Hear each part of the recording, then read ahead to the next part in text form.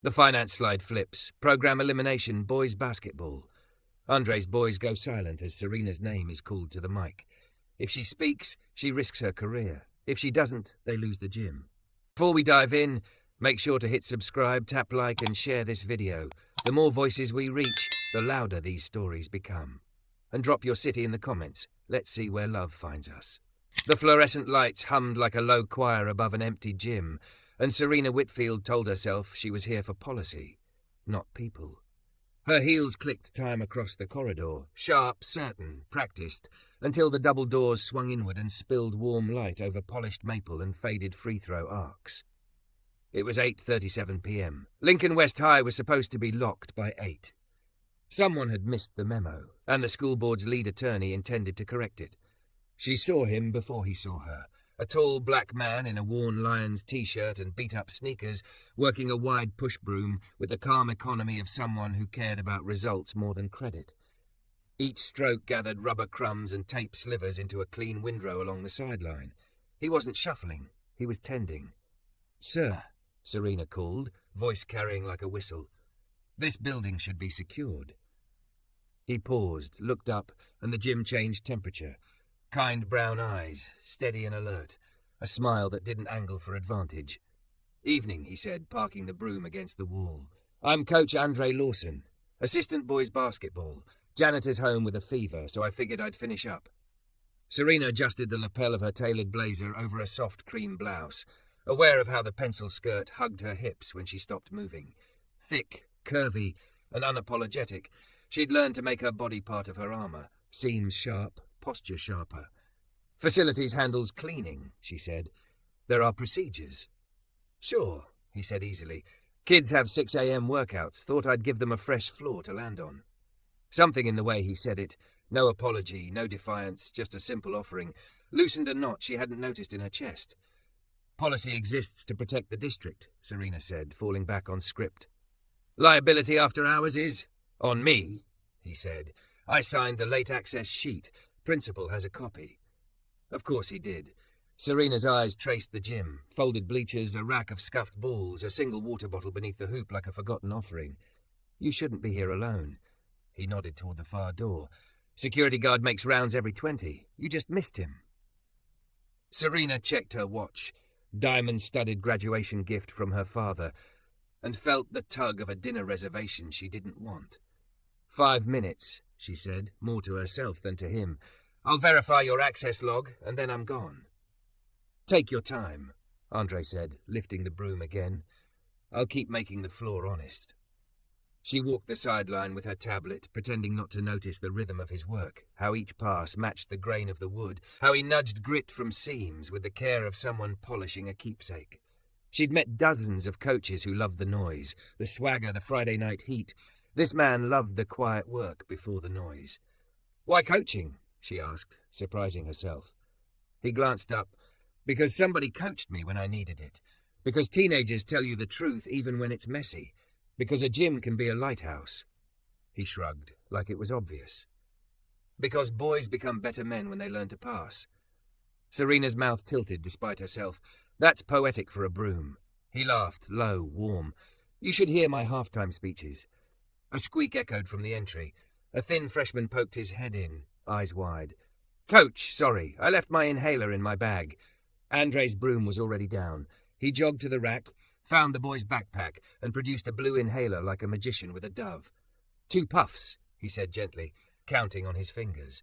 "Sit until your breathing smooths. Don't apologize for lungs that need help." Serena watched the boy sink to the first row of bleachers, shoulders loosening under Andre's steady presence. No fuss, no lecture, just care that landed like oxygen. "You're not supposed to let students in after hours," Serena said, but her voice had lost its edge. "Door wasn't locked," Andre said, eyes on the kid, "and I'm not supposed to let kids struggle alone." He returned to Serena. "You can write me up for both." She should. That was the job. She was paid to translate compassion into risk assessments and then trim it for court. But the boy's colour was better already, and Andre had texted the nurse by the time she leaned against the scorer's table. "How long have you been here?" she asked. "Month," he said. "Before that, 8 years in youth leagues and a charter school. Came home when my grandmother needed rides to appointments. Stayed when I realized these boys needed rides to somewhere bigger than they could picture. You speak like a counselor. I coach like one, he said. Basketball is just the bait. Serena typed a note she didn't need to type. Her brain catalogued facts. Her bones catalogued something else. The way his voice softened when he said boys.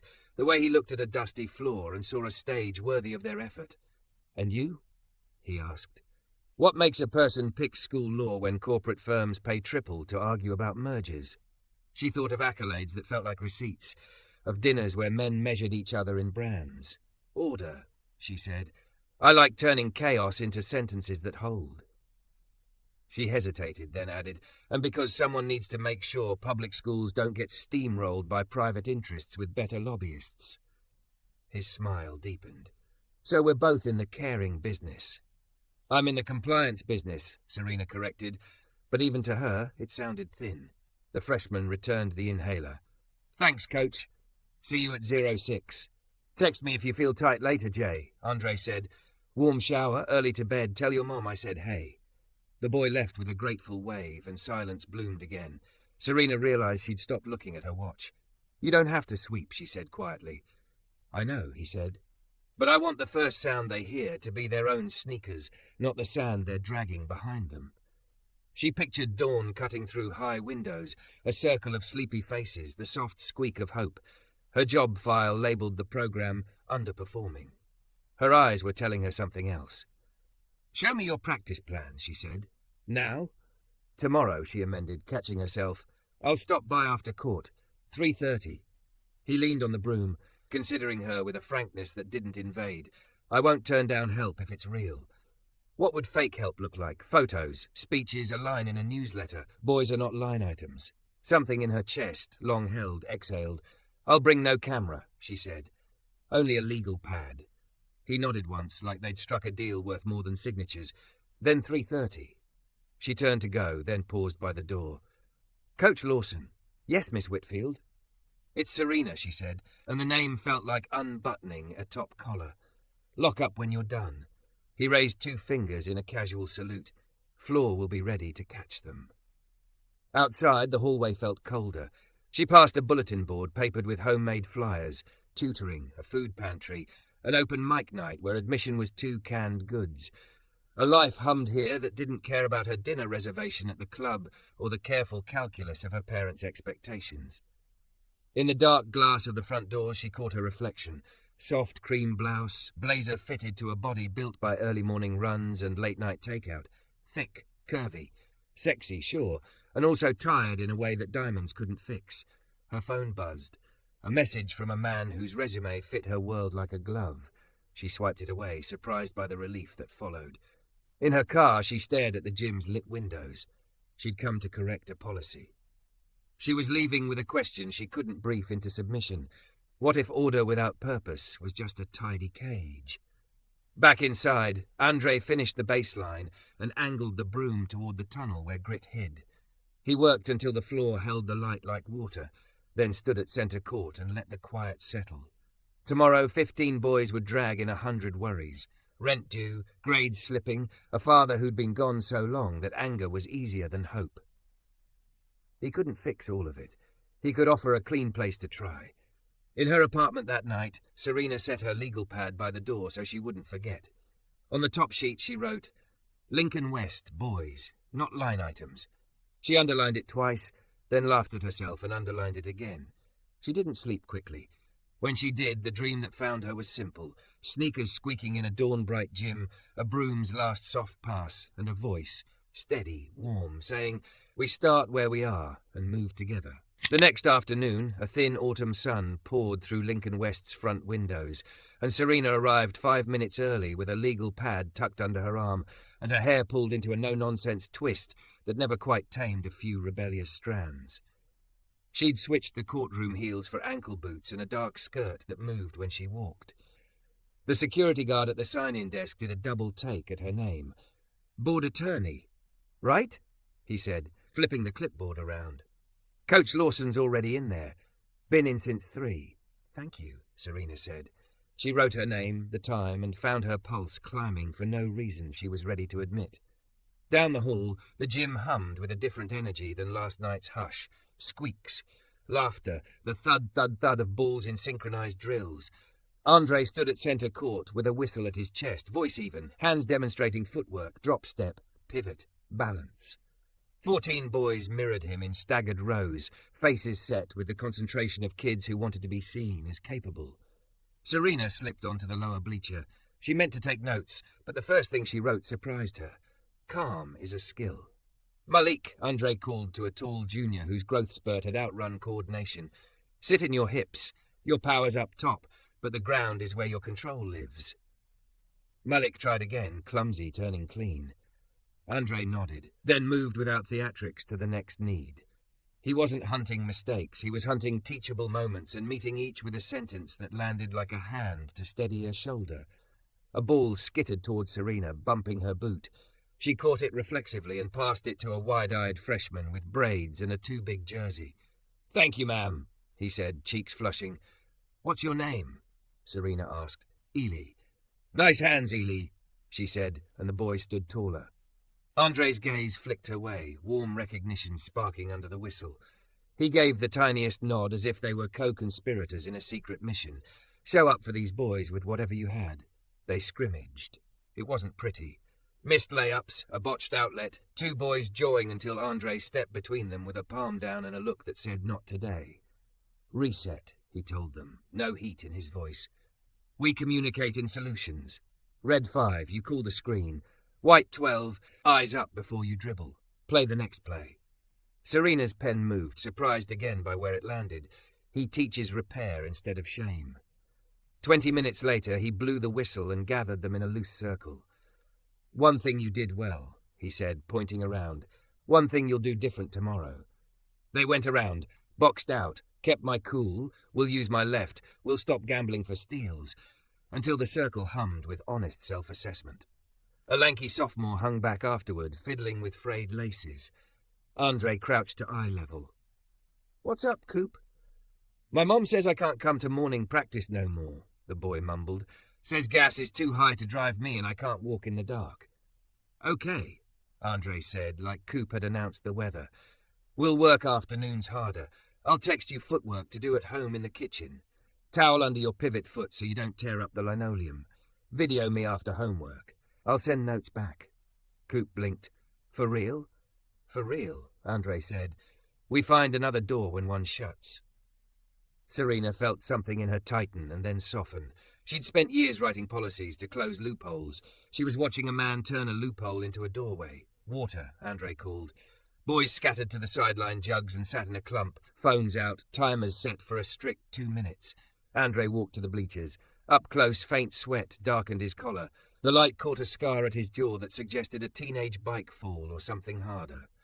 "You came," he said, and she heard the simple gratitude tucked in the words. "I did," Serena said, a little breathless. "If this is underperforming, the metric is wrong." He chuckled.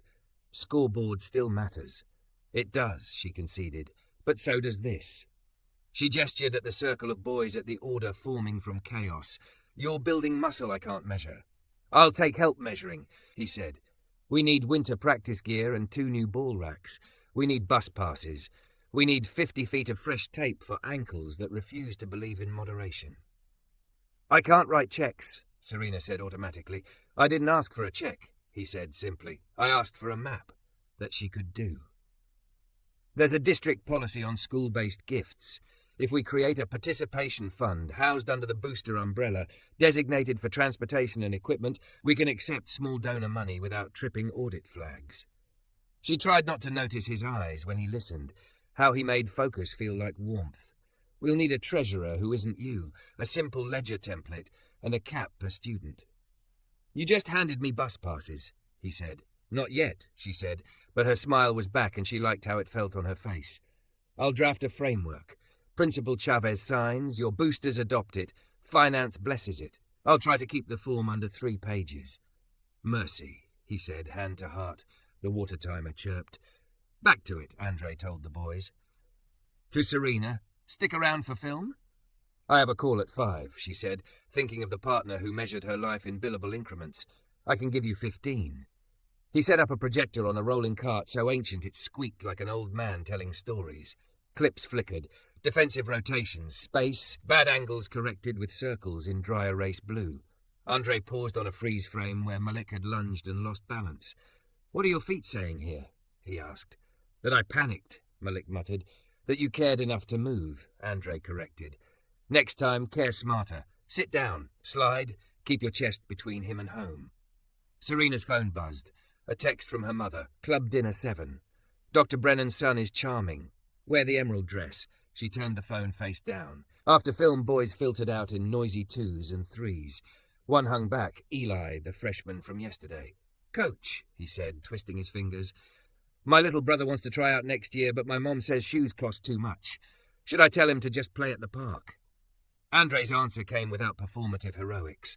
"You tell him Coach says we got him. What size is he?" 7. Maybe 7.5. Andre nodded. "We'll find a pair that fits. Bring him to open gym Saturday. Tell your mom she can sit with Ms. Rivers by the front office. She's good at easing nerves." Eli's eyes shone like someone had cracked a window in a stuffy room. "Okay." He darted for the door. "Thank you." Serena swallowed the sudden pinch behind her eyes. If she'd had a policy for that kind of generosity, it would have been a single line. Do the right thing quietly. "Miss Whitfield," a voice called from the entry. Miss Rivers herself, tight curls, glasses on a chain, waved a folder. "I printed you sign-in logs for your inspection report." She looked Serena up and down, not unkindly. "It's good to see bored folk in the building for something besides bad news." "I'm here for good news," Serena said, and meant it. When the gym emptied to a hush again, Andre rolled the ball rack to the closet, and Serena helped without being asked, her skirt tugging as she lifted.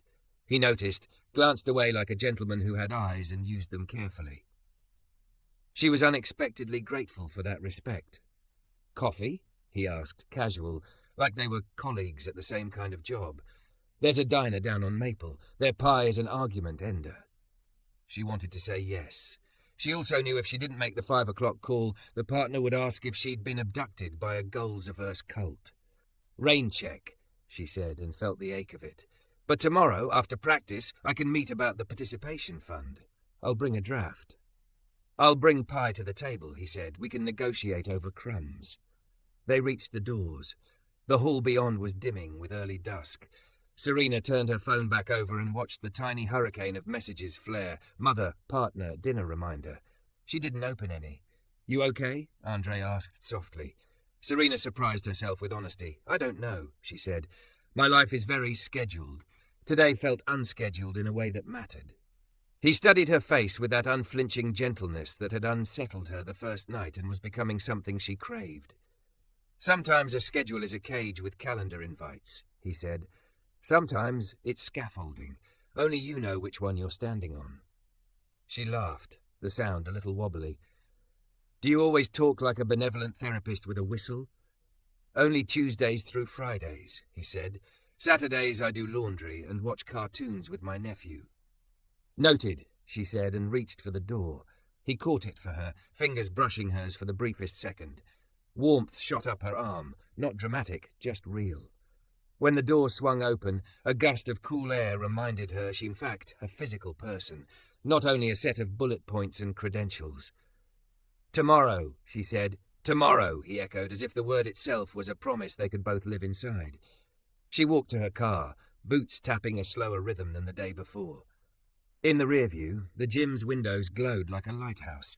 Serena placed the legal pad on the passenger seat, flipped to a fresh page, and wrote, "Participation Fund, purpose, remove friction between effort and access. Requirements, dignity intact." Her phone chimed again. She let it. Outside, the first leaves skittered along the curb like tiny brooms sweeping a world toward change. The next day began with a spreadsheet and a knot in Serena's shoulders. She sat at her kitchen table in a soft sweater and pencil skirt, laptop open, coffee cooling, drafting the participation fund policy with the same care she gave to federal filings. Purpose, remove friction between effort and access. Governance, booster oversight, quarterly reporting, treasurer independent of coaching staff. Guardrails, per student caps, gift acceptance consistent with state ethics rules. She kept the language lean and humane, a legal spine with a human heart. Her phone buzzed 3 times before she looked. From Mother. Dinner at the club. Dr. Brennan's son confirmed. Wear the emerald dress.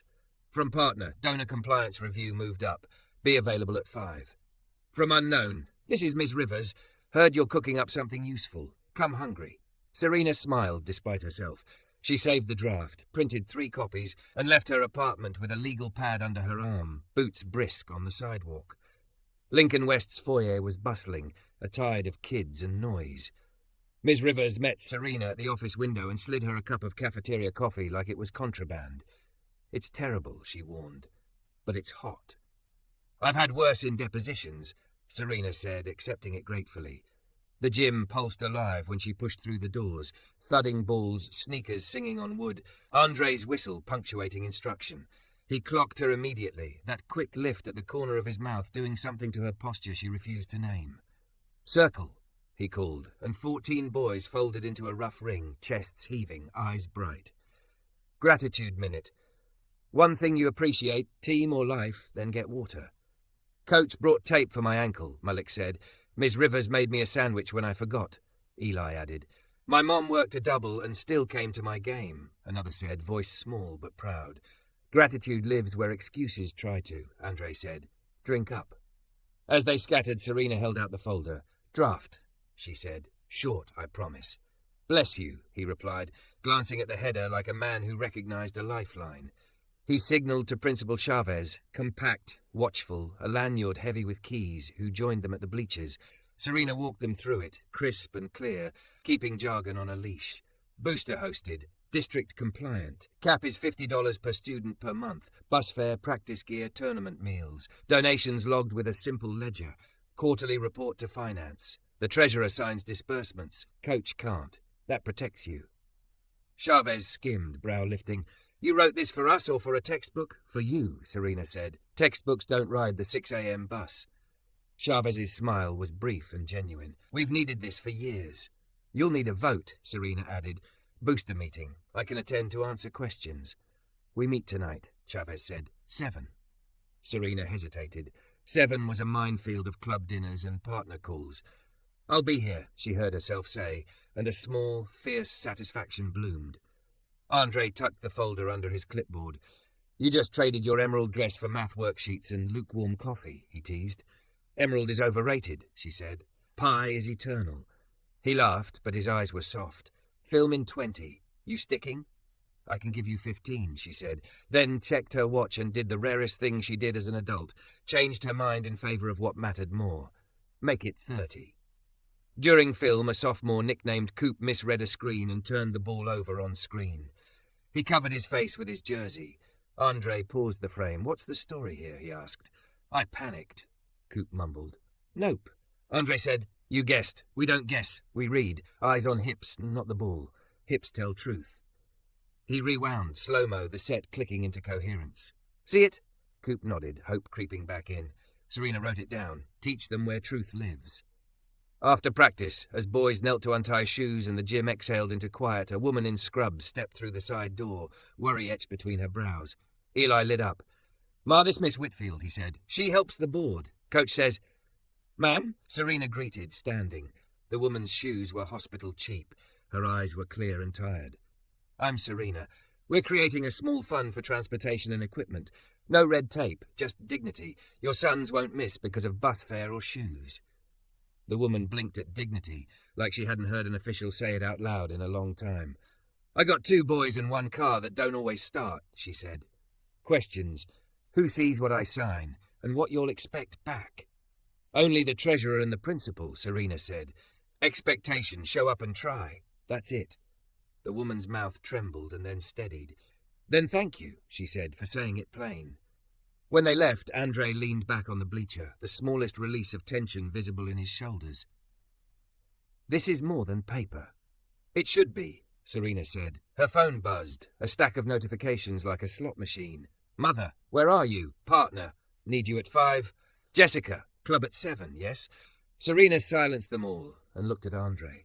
I have to step out for a call, she admitted, but I'm coming back at 7 for the booster vote. You're sure? He asked. Not demanding, inviting her to choose. I'm sure. The 5 o'clock call was a grind. The partner spoke in percentages and risk exposure. A donor's gift letter had the wrong verb and thus the wrong world attached to it.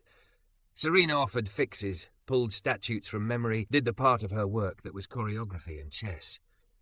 When it ended, she stayed on the empty stairwell, landing a beat longer, forehead against cool brick. The echo of boys' laughter from the gym drifted like distant surf. She went back. The booster meeting filled the choir room. Metal chairs, fluorescent hum, a collage of programs yellowing on a bulletin board. Parents in work boots, scrubs, polos with embroidered names, 2 grandmothers, a dad with paint on his knuckles, Miss Rivers with a rainbow of sticky notes. Principal Chavez called it to order and seeded the floor. Serena kept the pitch lean. This fund removes friction. It doesn't replace parenting or ask for pity. It respects effort. We will not publish lists of who got what. We will publish totals so finance stays happy. We invite accountability without inviting shame. A hand rose. Mr. Daniels, who ran a muffler shop. What about the kid who uses it and quits mid-season? Then we helped a kid for a while, Serena said. That's not a scandal. That's a community doing what it's supposed to. A grandmother raised a tentative hand. If I give $20, can I say it's for shoes? You can say it's for equipment, Serena said gently. We avoid naming a child so we don't turn help into debt. A woman in a suit, PTO officer with a phone that never slept, frowned. And if the local paper asks for records, they'll see totals and policy, Serena said. Not names, that's legal and it's right. It passed on a show of hands, nearly unanimous, a handful of abstentions. Mr. Daniels slapped his thigh. All right then, he said. I'll put the first 100 in, and not because I'm rolling in it, because these boys are. By the time the choir room emptied, Miss Rivers had drawn a treasurer's short list on a sticky note, and Principal Chavez had emailed the district's finance chief. Serena sent the policy packet to her own firm's ethics committee with a crisp disclosure. Pro bono assistance. No personal financial interest. Community benefit.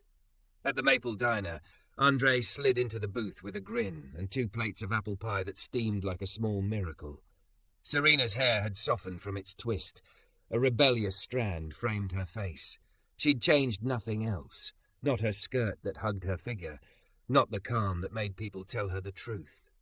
First order of business, Andre said. Victory pie. You're very Coach about dessert, she said, fork poised. I'm very human about gratitude, he corrected. To Miss Whitfield, slayer of forms. To Coach Lawson, she countered, builder of doors. They ate in companionable silence, then talked about everything that wasn't the thing they were both careful with. Childhood books, hers A Wrinkle in Time, his The Crossover, the weirdest halftime show they'd ever endured, the way quiet can heal if you let it. When the conversation tilted inevitably toward family, Serena braced. My mother thinks the club is where life happens, she said. Tonight I missed it on purpose. How'd that feel? He asked. Like breathing deeper, she said. He nodded, eyes warm.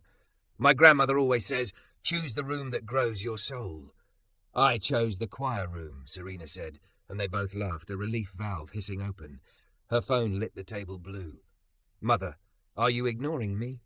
Where is the final? Jessica, are you seriously missing this? Before she could silence it, a new message chimed from an unknown number with a county area code. Board Budget Committee hearing advanced to Monday. Athletics under review. Attendance encouraged. Serena's fork paused midair.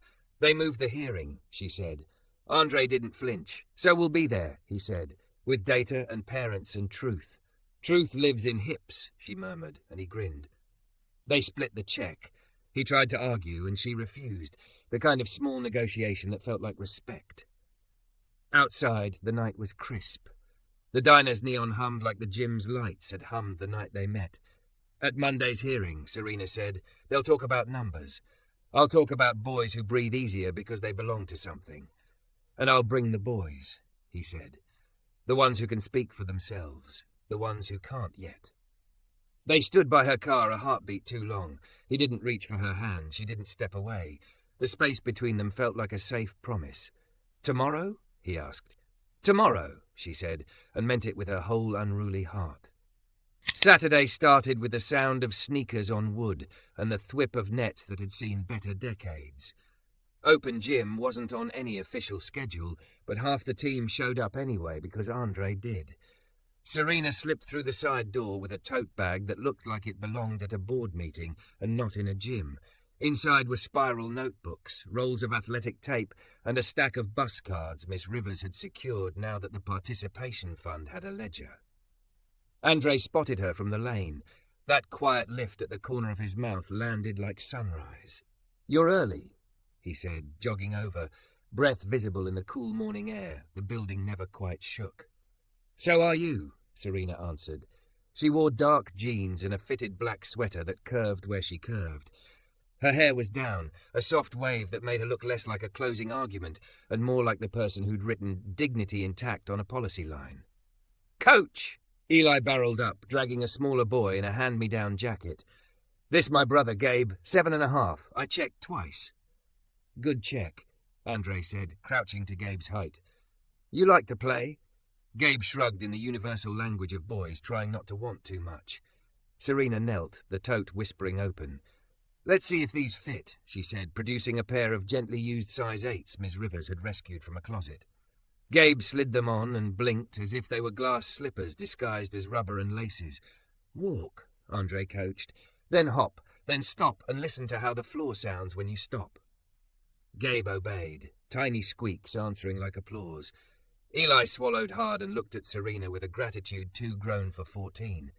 "Thank you, ma'am." "You're welcome," she said. Her throat tightened. She was happy for the folder she could fuss with, the bus cards she could count, the clipboard that kept her hands busy. They ran through drills.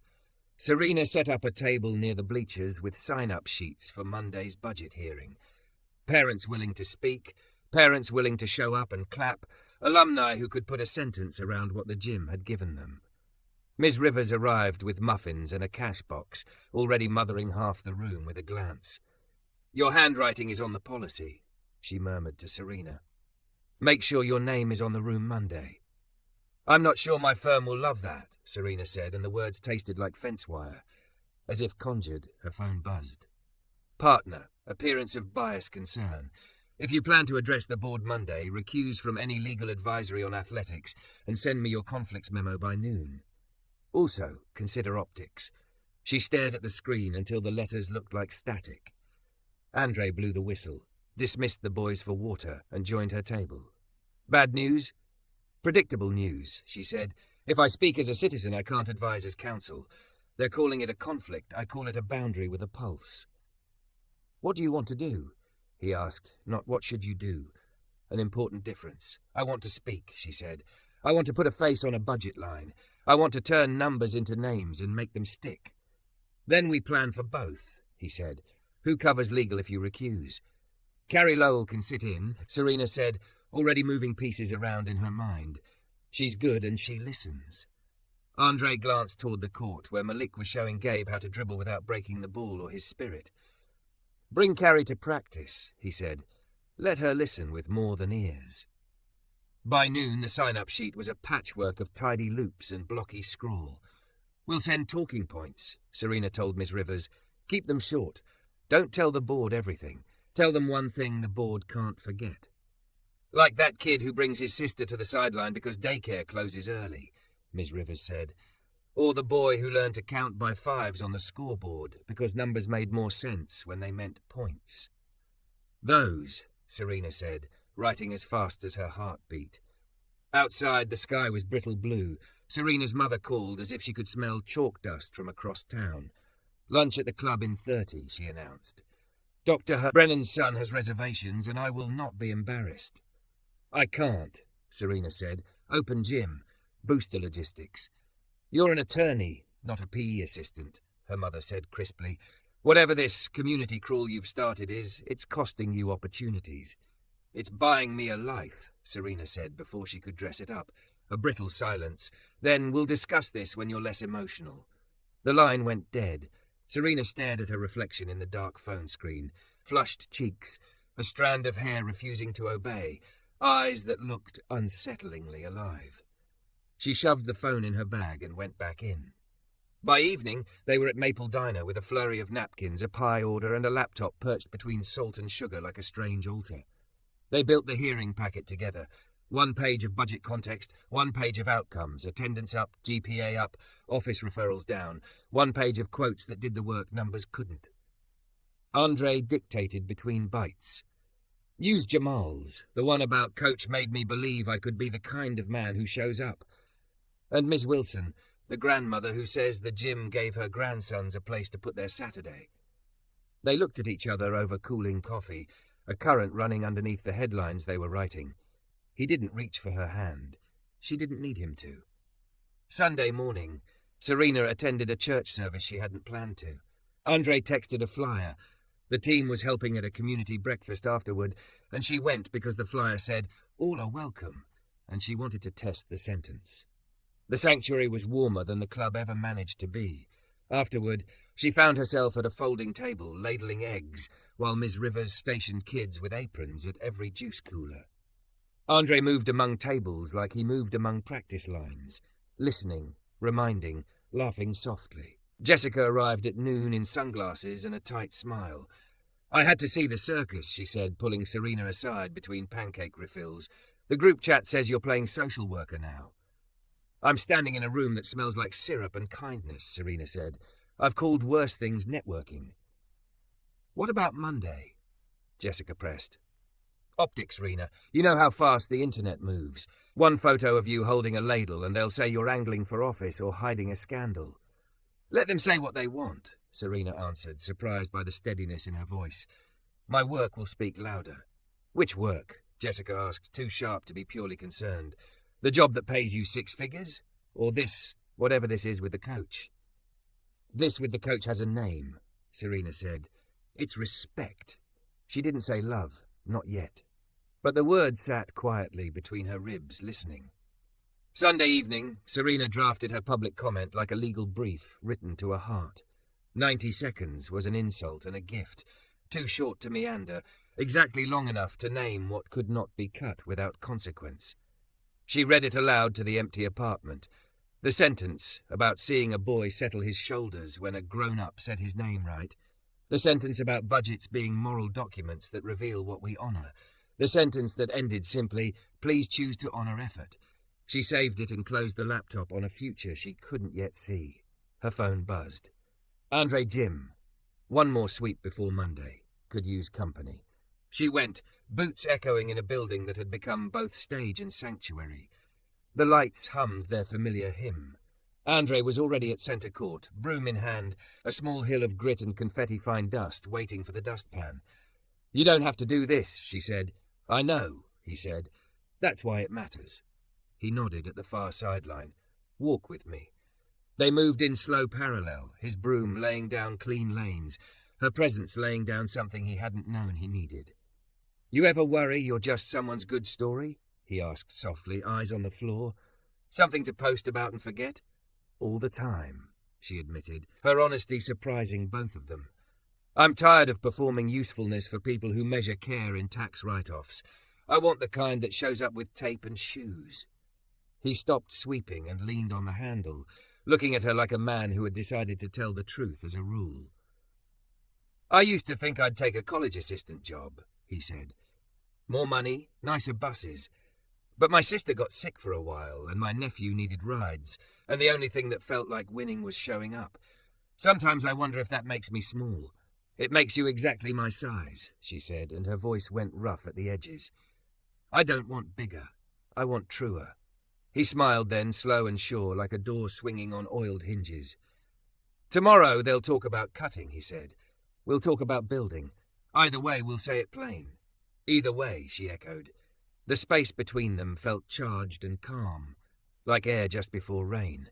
He reached out, not grabbing, not asking, simply offering, and tucked the rebel strand of hair behind her ear. The gentleness of the gesture undid her more than ardent speeches ever could. "Carry your words like they're a net," he said. "Not a sword." "I'll try," she whispered. They finished the floor together. It gleamed. It held the light like water. On the way out, Serena turned, took one last look, and understood something simple. Monday wasn't a fight for numbers. It was a fight for a room where boys learned to become men who carried chairs, who watched each other's breath, who believed that passing the ball was a way of saying we, not I. At her car, her phone buzzed one more time. Partner, if you speak, you are off the file until the review concludes. Please confirm. If you embarrass the family tomorrow, don't come to dinner. I'm proud of you. I'll bring pens. Sleep. Serena texted Carrie. You have the file. Then she typed to Andre, see you at the mic. Tomorrow, he said when she looked back. Tomorrow, she answered, and left the gym knowing that whatever the board decided, she had already chosen the room that grew her soul. Monday smelled like pencil shavings and possibility. By 8, the boardroom was already crowded, parents in work boots and church dresses, boys in mismatched polos and team hoodies, teachers holding folders like shields. Handmade signs leaned against chair legs. We aren't line items. Effort is a budget, too. Ms. Rivers arrived with a tote full of pens and a list that could marshal a parade. Principal Chavez set a box of tissues on the back table, like a realist who still believed in grace. Serena stood in the corridor with her recusal letter folded in her hand, the paper warmed by her palm. She wore a dark wrap dress that honored her curves without apologizing for them, low heels that would not wobble at the microphone. On her phone, the partner's final email. You speak. You're off the matter until review concludes. And her mother's text. Do not humiliate the family. Her father's name appeared and then disappeared. No voicemail left. She slid the phone into her bag and stepped inside. Carrie Lowell met her by the dais. Crisp suit, steady eyes. I've got the legal chair, Carrie said. I'll answer everything I can with the word yes. Serena exhaled. Thank you. You're doing the right thing, Carrie added, voice quiet. I'll hold the line while you light it up. Andre entered with the boys in a loose comma behind him. They didn't swagger. They took the seats he pointed to and sat with the attentive stillness he'd taught them for film. Eli clutched his brother's hand. Malik smoothed a wrinkled program until it lay flat like a promise. Andre found Serena across the room and without moving said, I'm here. The chair banged the gavel. Agenda items shuffled past. Facilities, textbook rotations, food service contracts until the line that had lit the whole week arrived. Athletics, program consolidation and reductions. The room shifted, a collective inhale. The finance officer clicked to a slide full of tidy pain. Shortfalls, projections, options. Words like realignment and efficiencies floated like harmless balloons until they landed on a list. Cut freshman sports, reduce transportation, consolidate coaching stipends across low-performing programs. Someone coughed. Somewhere a chair creaked. Public comment, the chair said. Serena felt her heartbeat sink with the overhead hum. She rose when her name was called, walked to the lectern, placed both hands on its edge like a lawyer and a woman. She had 90 seconds and a lifetime to say. My name is Serena Whitfield, she began, not Ms. Whitfield of Council, not a title. I'm a resident of the 4th District. I stand as a citizen. She didn't mention her degrees or her firm. She told them about arriving late one night to a locked building that wasn't, and a coach sweeping grit from the floor because he wanted the first sound his boys heard at dawn to be their own feet, not last night's mess. She told them about a freshman who thanked a stranger for a used pair of shoes like they were a passport. She told them about a grandmother who said the gym gave her grandsons a place to put their Saturday.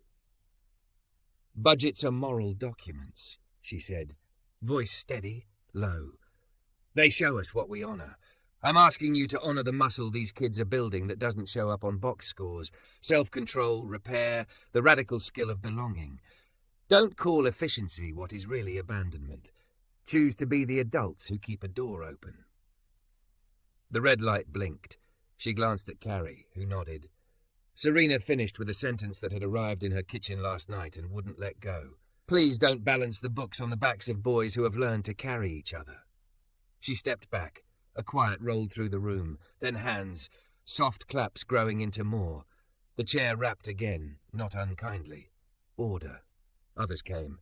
Mr. Daniels from the muffler shop, cap in both hands.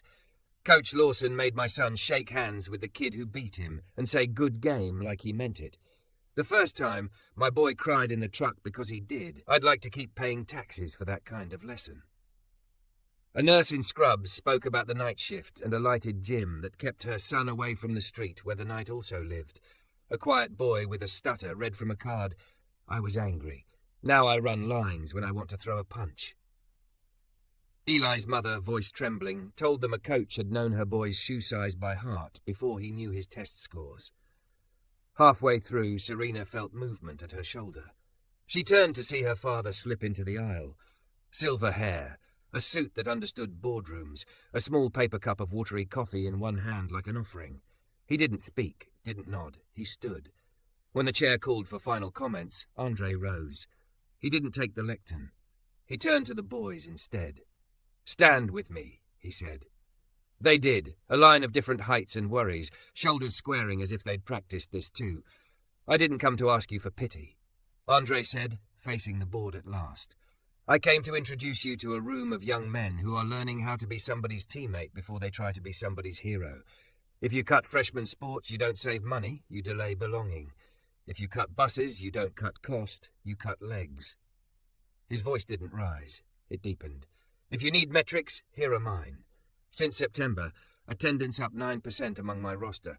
Team GPA from 1.9 to 2.4, trending north. Office referrals down by half. Students who now text their coach instead of throwing their phone. If you want to see what you're paying for, come at dawn. I'll show you boys who put their phones in a box without being asked. I'll show you a circle where gratitude lives." He paused, then added softly, "And if you need to cut my stipend to keep a bus, cut it. I can work nights. Don't tell my boys the door is closed." Serena felt the room tilt toward him, some magic of proof and tenderness. The chair cleared his throat. Questions came, about line items, about equal treatment, about precedent. Carrie fielded them with yes where she could and wise no where she had to. Serena watched her work like someone listening to rain hit a roof she'd helped fix.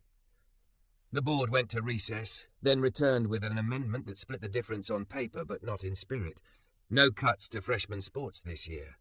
Transportation preserved for Title I schools. A working group to find non-sport reductions that wouldn't hollow kids out. It wasn't victory music with confetti, but it was a door left open. The vote was 5-2. The room exhaled.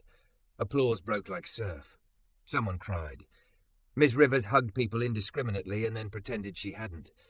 Malik pressed his forehead to the top of his hands in a gesture so quick and private, Serena pretended she didn't notice it either. Andre closed his eyes for one heartbeat, then opened them and found her. On the way out, her mother intercepted her like a polished law of physics. "You were seen," she said, tone tight as piano wire, "by everyone." "Good," Serena answered. She didn't raise her voice. "I wanted to be." "Your partner called me," her mother added, a dig meant to wound. "He's concerned about your judgment." "My judgment is fine," Serena said. "It's different than yours." Her father set the paper cup on a windowsill, cleared his throat. "Your argument was sound," he said, and if the words were sparse, the look wasn't. "Miss Lowell handled the advisory well. If the firm raises flags, I'll take the meeting." It was not approval. It was not rejection. It was a bridge, and she took a step onto it. Outside, the air was bright and cold. The boys spilled onto the steps, a human equation solved for joy. Andre drifted to her through the crowd with the soft inevitability of a tide. "You spoke like a net," he said, caught what needed catching. "You built the room," she said. "I named it." They stood shoulder to shoulder and watched the boys do what teams do when the whistle is gone and relief shows up. They jostled and joked and slung arms over shoulders like they had all been granted additional minutes. Eli showed Gabe his name on the sign-in sheet, as if it were a trophy. Rivers handed bus cards like communion. "Pie?" Andre asked, because ritual was how humans told themselves the story would continue. "Please," Serena said, because yes was the word that had opened everything. At Maple Diner, the server didn't bother with menus. She set down 2 apple slices and 2 coffees like she'd been rooting for them in a quiet diner way. Outside the window, the afternoon glinted off car roofs and newly spared bus routes.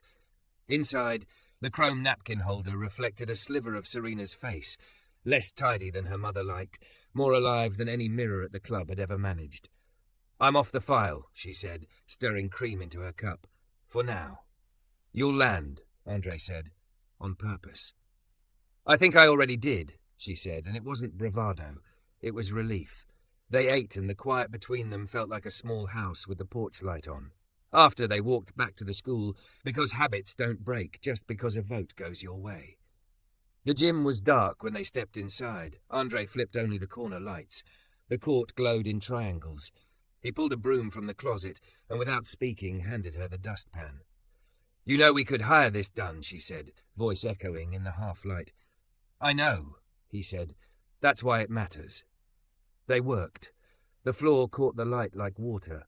When they reached centre court, he set the broom aside, and in that hush that happens only in places built for noise, he reached for her hand. It fit like an answer. "Tomorrow," he said. "Tomorrow," she echoed, and this time the word didn't mean hope or fear. It meant a room they would keep open together, even when the budget forgot what belonging costs and the world needed to be told, again and again, what ought to be honoured.